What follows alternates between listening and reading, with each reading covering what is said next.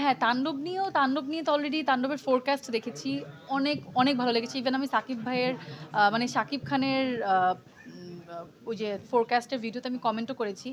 আমার কাছে খুবই মানে ওনাকে যত দেখছি ততই মনে হচ্ছে যে আ সে নিজেকে বারবার চেঞ্জ করে, নিজেকে ভেঙে নতুন একটা জায়গায় সে নিয়ে যাচ্ছে নিজেকে।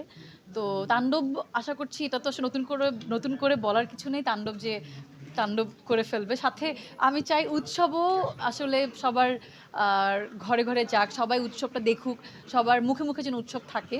তো ঈদে আসলে শুধু তাণ্ডব উৎসব ছাড়াও নীলচক্র আসছে, ইনসাফ আসছে, আরও বেশ কয়েকটা সিনেমা আসছে, টগর আসছে। তো এগুলো সবাই দেখবে। বাংলা সিনেমা যেহেতু আ বলা যায় যে সুদিন ফিরে আসছে। তো বাংলা সিনেমা আমাদের সবাই মানে আমাদের যদি সাপোর্ট করা উচিত। আমরা যদি বাংলা সিনেমাকে সাপোর্ট না করি, তাহলে হচ্ছে যে আসলে পিছিয়ে যাবে। সো আমি বলব যে সবাই প্রত্যেকটা সিনেমাই দেখবেন আরকি। Thank you, thank you. তো এটা আপাতত চলছে ভালোই। আশা করছি কনটেন্ট যখন বহেমিয়ান ঘোড়া যখন ৫ তারিখে রিলিজ হবে, মনে হয় এটা ভালো রেসপন্স পাবো। আমার সাথে মোশাররফ ভাইয়েরই কাজ হয়েছে আর তানজিক আপুর।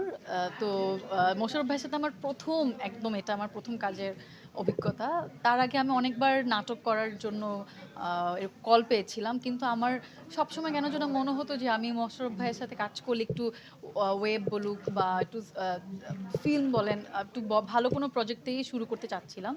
ভালো গল্প, ভালো নির্মাতা ওয়েট করছিলাম। তো যেদিন ভাই আমাকে যখন বলে অমিতাভ ভাই যে এরকম তোকে নিয়ে একটা গল্প ভেবেছি, তুই ৮ নাম্বার বউ, সবার শেষ বউটা তুই। আমি বললাম এতগুলো বউয়ের মাঝে আমি যেহেতু কাজ করব আসলে আমার চরিত্রের ইমপ্যাক্ট কতটা থাকবে আমি একটু ভয় ছিলাম।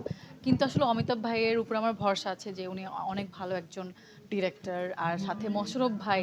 তো আমার মনে হয় মোশাররফ ভাই থাকলে সেই কাজ এমনিতেই মানুষ উপভোগ করে। মানুষ মোশাররফ ভাইকে খুব পছন্দ করে। আর আমিও খুবই লাকি যে মোশাররফ ভাইয়ের সাথে কাজ করার সুযোগ পেয়েছি এত অল্প বয়সে।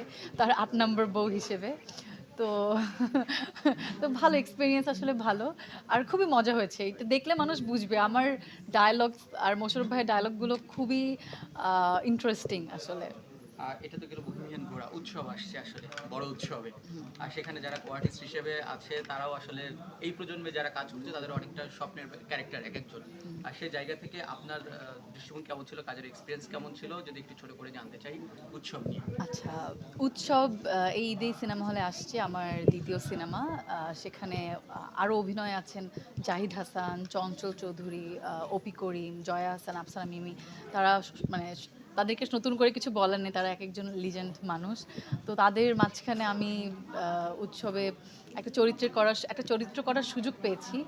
আর যেই চরিত্রটাকে ঘিরেই আসলে পুরো বলব যে উৎসবের কাহিনী। তো আমি করেছি বেসিক্যালি আফসানা মিমির ছোটবেলা। সো আমার বড়বেলা হচ্ছে আফসানা মিমি। আমার অনেক যেখানে যায়ও পছন্দের আসলে একজন। চেহারার দিক থেকে গঠনের দিক থেকে হ্যাঁ, অনেকটা। আমার অনেক পছন্দের একজন আফসানা মিমি। তো আমারও ভালো লাগছে যে তার ছোটবেলার চরিত্র আমি করেছি। আর উৎসবটা এখনো যেহেতু কিছু রিলিজ হয়নি, মাত্র আমাদের কাস্টিং অ্যানাউন্সমেন্ট হয়েছে। কোনো ট্রেইলার বা কিছুই আসেনি। তাই আমি বেশি কিছু বলতে পারব না। কিন্তু আমি বলব উৎসব একটা পারিবারিক ছবি, যেই সিনেমার ট্যাগলাইনই হচ্ছে পরিবার ছাড়া দেখা নিষেধ।